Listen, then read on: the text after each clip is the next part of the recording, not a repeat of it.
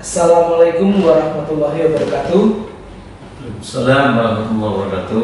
Para penggiat pendidikan di seluruh tanah air dan para penggerak sekolah-sekolah di Indonesia. Hari ini kita akan berbincang mengenai membangun sekolah bermutu, dari mana dimulai.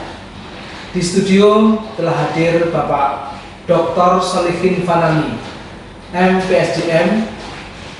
Beliau pernah menjadi kepala sekolah di SD Muhammadiyah 4 Surabaya, sebuah sekolah teladan nasional yang sangat maju dan menjadi ikon kota Surabaya.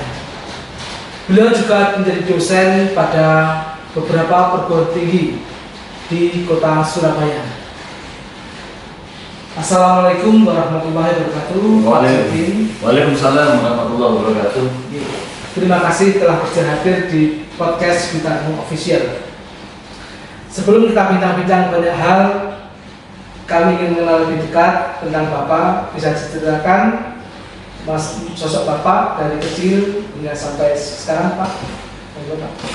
Assalamualaikum warahmatullahi wabarakatuh. Alhamdulillah. Saya kelahiran asli dari Lamongan atau Lampung, Lamongan kampung. Dulu keluarga saya adalah seorang nelayan di Kali Bengawan Solo. Ibu saya dulu untuk pekerjaannya mengambil kangkung di sungai, jadi biasa dijual. Alhamdulillah. Itu saudara saya 4, yang kuliahnya saya. Jadi saya anak pertama. Kebetulan secara ekonomi orang tua tidak mampu, sehingga alhamdulillah kemudian saya terus bertekad untuk mengangkat derajat keluarga ini dengan saya berusaha terus kuliah, dan alhamdulillah sampai sekarang sudah lulus di S3 dari Universitas Airlangga Surabaya. Nah, itu. Keluarga? Alhamdulillah anak saya 3. Yang pertama sedang menyelesaikan S2 di UNESA di Fakultas MIPA, jurusan Pendidikan Sains. Saya yang kedua semester 8 di ITS. Kemudian yang ketiga di UINSA Surabaya, semester 2 di Pendidikan Agama Islam. Nah, itu. Luar biasa. Semuanya sama-sama masih kuliah, Pak. Alhamdulillah, ya. Pak Solihin, sekilas kita merefleksikan kondisi pendidikan hari ini. Bagaimana menurut Bapak situasi pendidikan hari ini dengan era digitalisasi ini?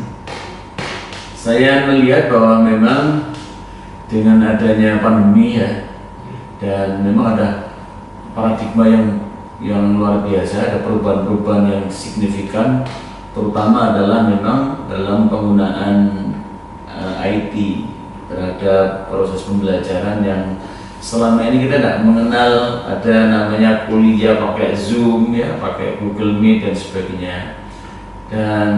Tapi menurut saya memang ini adalah sebuah keniscayaan yang harus diterima, dilalui oleh semua pihak.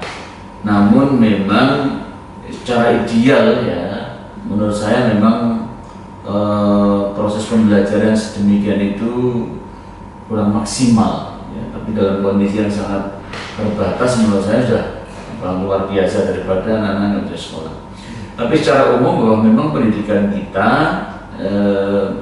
terutama adalah pendidikan secara nasional ini menurut saya masih banyak hal yang perlu dievaluasi, karena selalu saja masih banyak hal-hal yang kadang-kadang hal-hal yang kurang filosofis, substansi dalam pendidikan ini yang kadang-kadang betul-betul kurang didalami, sehingga pendidikan kita ini tidak hanya mencetak lulusan yang mampu bekerja, tapi bagaimana mencetak lulusan yang mampu berkarya, mampu melakukan perubahan-perubahan di dalam masyarakat, sehingga keberadaan lulusan sekolah-sekolah ini betul-betul menjadi insan yang berdaya di tengah-tengah masyarakat. Nah itu menurut saya seperti itu.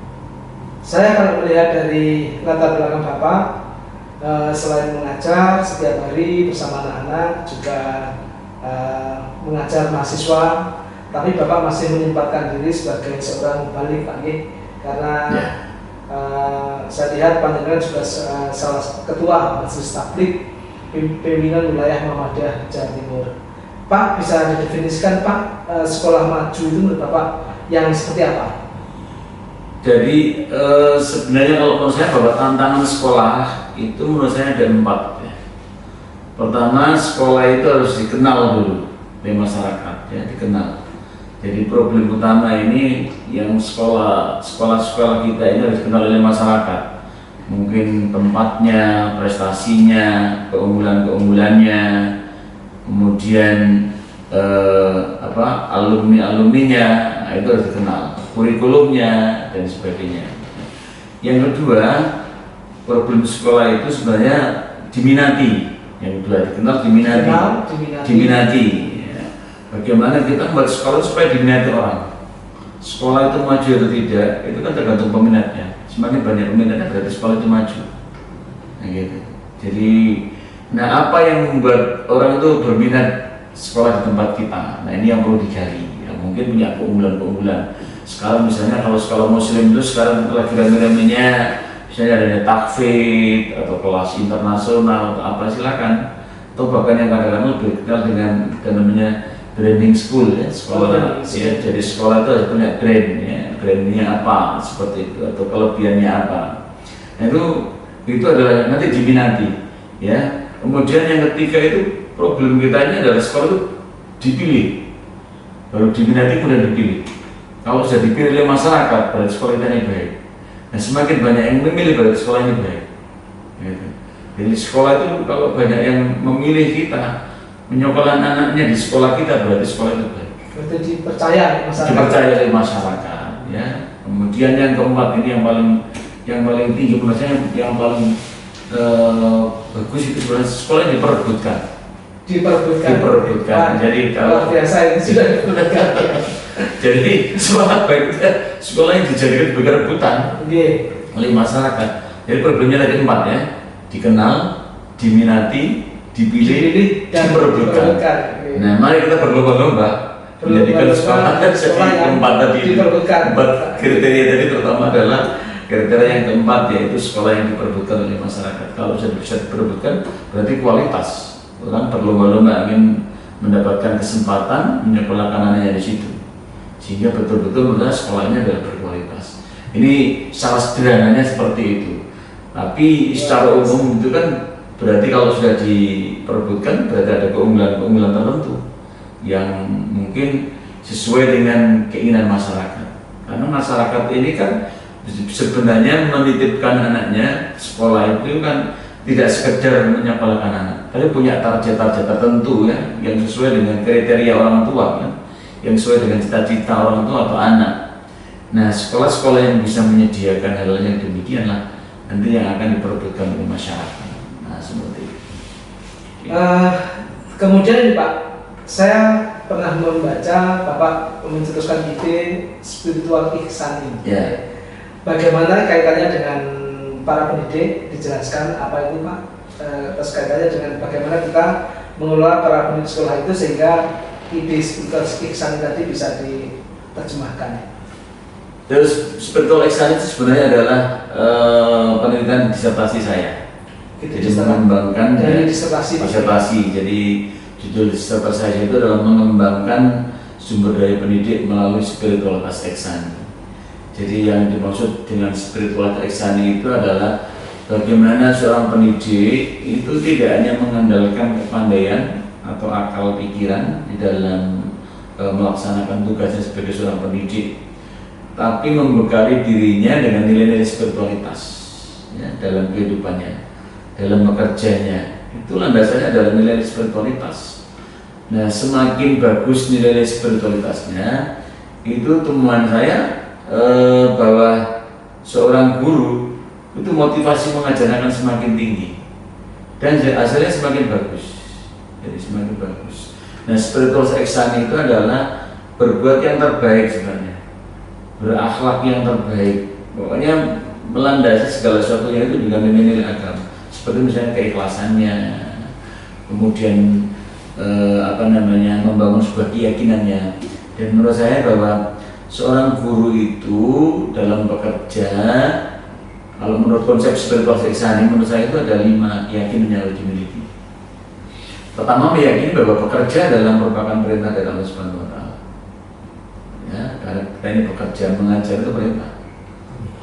Tidak ibadah ya, atau ibadah ya, begitu ya, bisa dikatakan seperti ibadah. Yang kedua, bahwa bekerja atau mengajar itu pasti akan ditolong oleh Allah. Karena niat kita tadi beribadah ya, karena kita meyakini bahwa apa yang kita lakukan adalah perintah Allah, maka Allah tidak akan membiarkan kita sendiri. Nah, makanya kita akan ditolong oleh Allah dan harus kita yakini. Nah, seseorang yang mempunyai keyakinan bahwa bekerja itu akan ditolong Allah itu tidak merasa berat, dia merasa ringan. Berbuat apapun itu akan merasa ringan karena merasa saya berbuat ini tidak sendirian, saya ditolong oleh Allah. Gitu. Apa yang saya lakukan ini adalah merupakan pertolongan dari Allah. Nah, orang seperti itu biasanya akan bekerja dengan maksimal, tidak mengeluh, tidak hanya melihat, mohon maaf ya, sesuatu yang didapatkan, tapi karena Allah yang akan bertolongan, dan pertolongan Allah tidak hanya sesaat ya, tidak hanya dari satu sumber ya, atau dari satu sisi, banyak hal yang akan diberikan oleh Allah.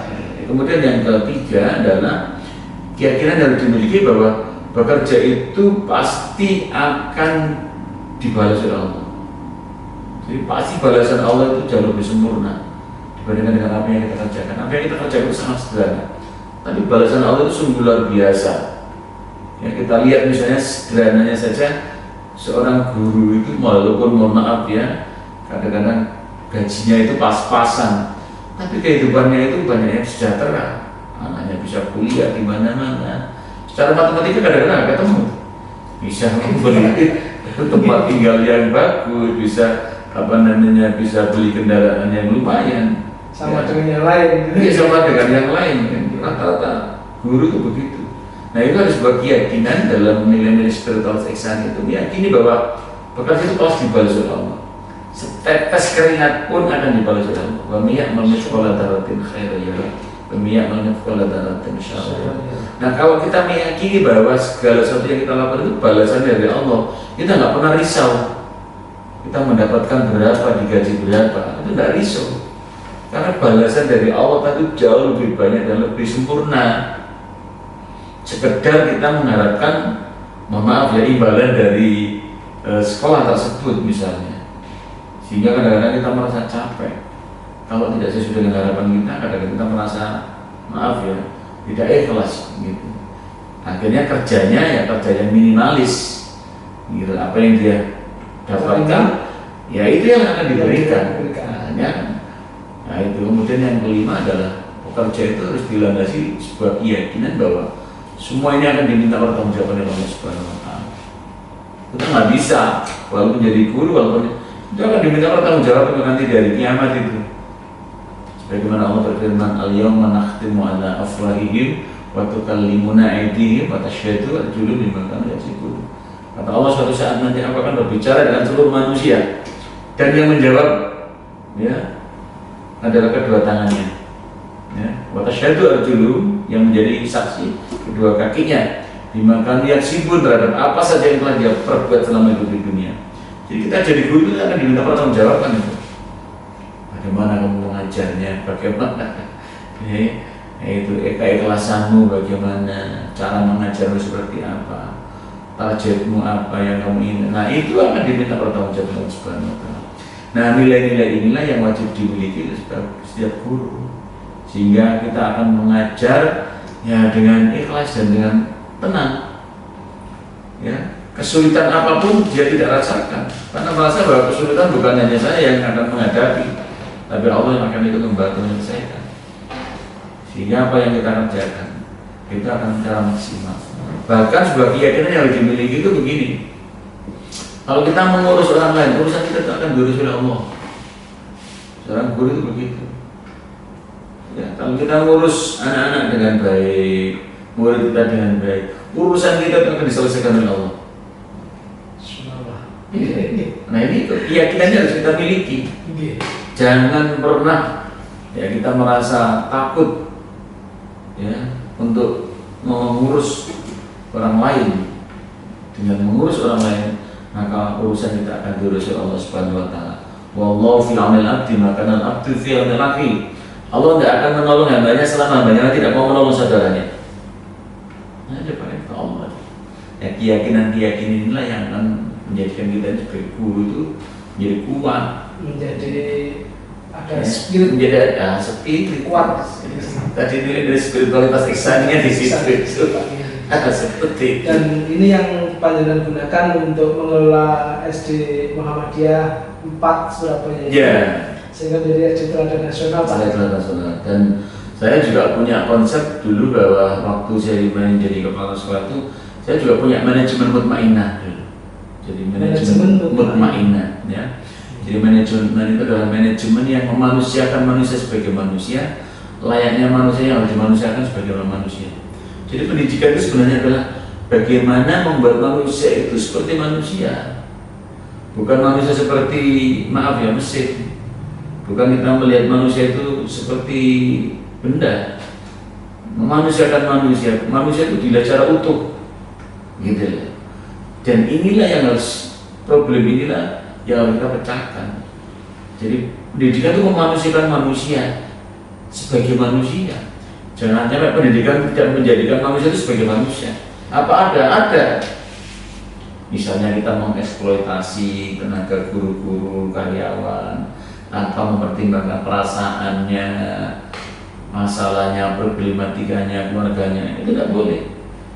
Oleh karena itu manajemen mutmainah itu saya wujudkan dulu menjadi 4 hal. Ya, pertama adalah senang. Ciptakan suasana yang menyenangkan. Jadi kepala sekolah harus menyenangkan guru. Jadi guru harus menyenangkan murid. Itu nanti akan tumbuh rasa saling nanti senang itu di antara kita. Itu namanya manajemen mutmainah, senang. Yang kedua itu adalah kenyang. Senang, kenyang. Ya, buatlah masyarakat atau guru-guru kita itu kenyang. Kenyang itu tidak harus banyak makan. Iya enggak? Tidak harus banyak makan kok. Ada orang kadang-kadang banyak makan dan merasa kenyang kok. Iya enggak? Bagaimana merasa kenyang itu bahwa ya kita ini memikirkan bagaimana guru-guru kita menjadi guru-guru yang sejahtera. Jangan sampai ada guru-guru kita ini yang kadang-kadang mohon maaf ya, yang tidak pernah kita pikirkan nasibnya, keluarganya, ya kebutuhannya. Kalau bisa ditanya, kebutuhanmu apa? Problematika apa? Kalau misalnya tidak punya rumah, mari kita bantu. Apa yang kendaraan kita bantu. Kalau ada problem masalah keluarga kita bantu selesaikan. Orang akan menjadi kenyang nanti. Ya, merasa diperhatikan tuh suatu yang sangat mengenyangkan, Pak. Walaupun tidak makan, tapi kalau ketemu dengan orang yang senang, orang yang bisa memberikan solusi dalam hidup, tetap senang, Pak. Marah kan, dulu orang itu suara gitu. Nah itu yang kedua. Yang ketiga adalah tenang. Tenang, jaga ketenangan di antara kasih satu dengan yang lain. Jangan ada kekerasan di dalam pendidikan itu, baik secara verbal maupun secara fisik. Saya paling sakit kalau ada, misalnya ada orang yang mengatakan begini, ya kalau nggak bisa dibina ya dibinasakan. Mau dibilang dari jangan ada yang itu sudah kekerasan secara verbal. Apalagi di pendidikan. Apalagi di pendidikan manusia. Ya kita ini kadang-kadang tidak mau manusiakan manusia. Kata-kata seperti itu kan tidak mau manusiakan manusia. Manusia itu butuh proses. Tidak ada orang yang sempurna. Yang baik bisa jadi tidak baik, yang tidak baik besok jadi baik bisa. Jadi kita nggak boleh merasa paling baik. Bisa saja sekarang kita ini terbaik, besok menjadi terburuk bisa. Begitu juga yang lain. Bisa saja sekarang ini jelek, buruk, besok mendapatkan hidayah berubah menjadi orang yang baik bisa. Nah itu jagalah ketenangan. Terutama, mohon maaf, bagaimana supaya saling menjadi tenang tadi, saling menjaga diri, saling menghormati, saling menolong, saling menjaga diri. Hal-hal yang tidak sepatutnya kita lakukan jangan kita lakukan. Ya, saling menjaga diri. Dan di sekolah itu Pak. Di sekolah itu saling menjaga diri dan saling menolong. Apa yang bisa ditolong kita tolong. Dan setiap hari itu harus ada, mohon maaf ya, usahakan setiap hari itu tetap menolong orang. Walau dalam hal ini sangat kecil. Jangan hanya ngurusi tadi, jangan hanya ngurusi diri sendiri. Kita akan merasa sukses kalau sudah selesai urusan kita. Belum. Kita belum dianggap orang yang baik. Orang yang baik itu yang ikut menyelesaikan masalah orang lain. Orang lain banyak manfaatnya. Iya, dari yang banyak manfaatnya kan gitu. Khairun nas anfa'u linnas kan seperti itu. Nah, kemudian yang keempat ada namanya menang. Yang menang itu juara. Insya Allah kalau itu juara bisa. Ya, bisa senang, kenyang, tenang, menang. Menang itu juara. Juara tidak harus pulang bawa piala atau hadiah. Juara adalah orang yang hari ini berubah menjadi lebih baik dibandingkan dengan kemarin, bisa menang. Sesuatu yang kemarin belum kita kerjakan, sekarang kita kerjakan, punya ide yang baru, kemudian kita kerjakan, menang. Banyak hal kita menjadi pemenang. Itu mampu berubah ya dalam hal-hal tertentu ya. Kita pendidikan itu kan sebenarnya perubahan yang merubah orang, merubah perilaku orang melalui apa? Yang melalui wawasan pikiran orang itu diberi pencerahan kemudian bisa berubah. Perubahan efektif, psikomotorik tadi itu iya. Dan yang terpenting sebenarnya ada perubahan ini yang harus kita lakukan, dan perubahan ini sebuah keniscayaan. Orang yang tidak mau berubah kan ditinggalkan oleh perubahan itu sendiri. Dan perubahan itu mengandung harapan bagi orang lain. Orang yang tidak mau berubah, maka orang lain tidak punya harapan atau apapun terhadap diri kita. Maka setiap hari kita harus berubah. Baik. Nah itu adalah perubahan. Itu namanya adalah pendidikan begitu. Nah gitu. Jadi diharapkan tiap siswa menang, mencapai tujuannya masing-masing. Iya, itu punya target tadi. Ya.